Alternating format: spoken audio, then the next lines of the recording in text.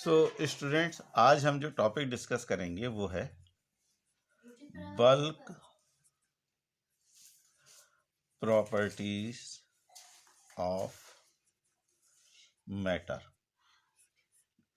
सबसे पहले तो मैटर क्या होता है आपको मालूम है।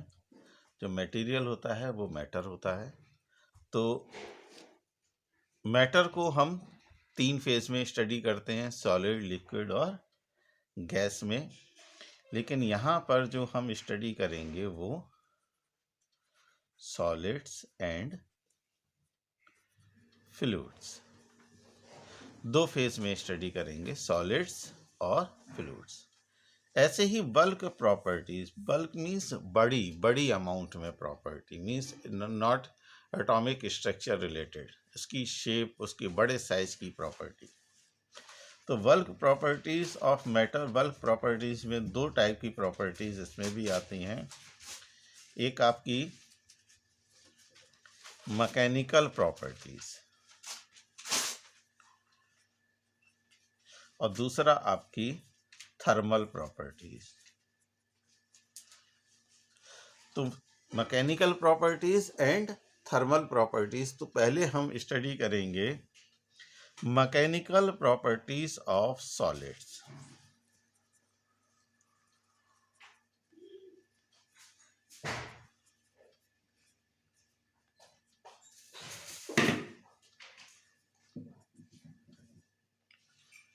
और मैकेनिकल प्रॉपर्टीज में जो सबसे पहली आती है दैट इज इलास्टिसिटी।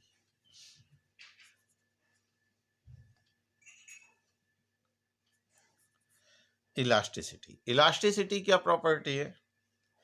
अगर सपोज हम किसी ऑब्जेक्ट पर एक फोर्स लगाएं, अप्लाई करें, फॉर एग्जांपल हमने एक वायर ले लिया, एक रॉड ले ली, उस वायर पर हमने एक फोर्स अप्लाई किया।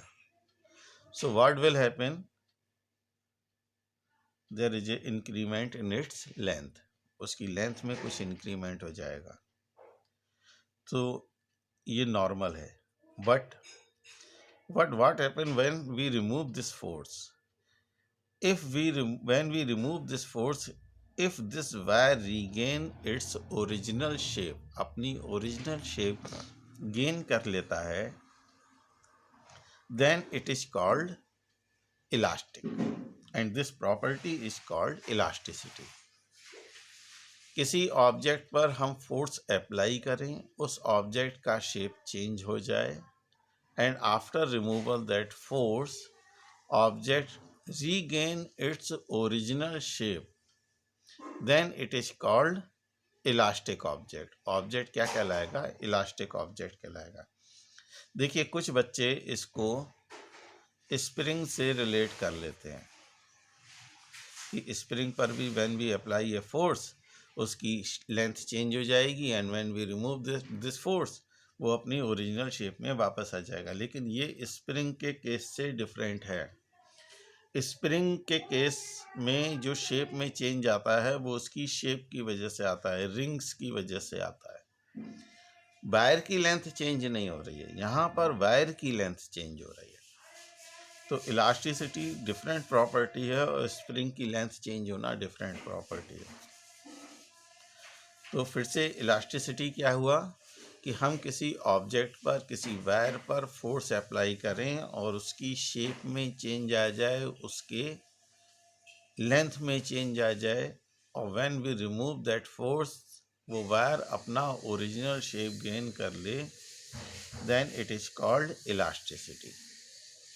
अब इलास्टिसिटी में 2-4 डेफिनेशन है छोटी छोटी। सबसे पहले स्ट्रेस। स्ट्रेस क्या हुआ? Force per unit area of cross section, force per unit area of cross section is called stress.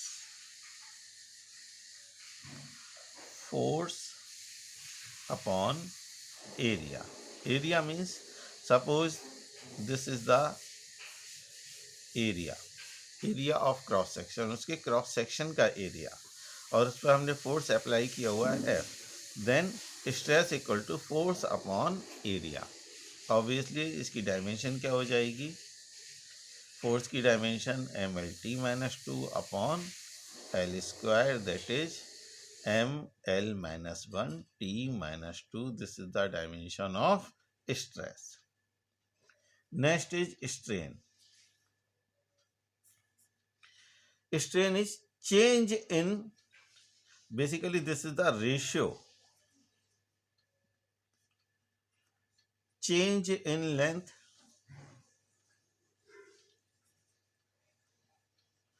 to the original length. Means strain means, is suppose actual length is L and change in length is dl. So this dl upon L is called strain. देखिए strain D L भी length हुआ और ये भी length हुआ, means this is the ratio of two similar quantities.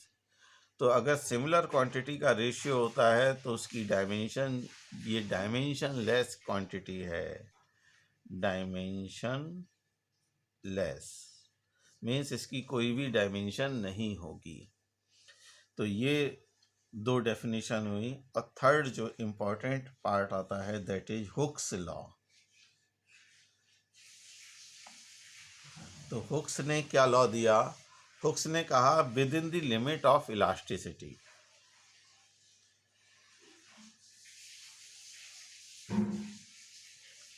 Limit of elasticity, stress is directly proportional to strain.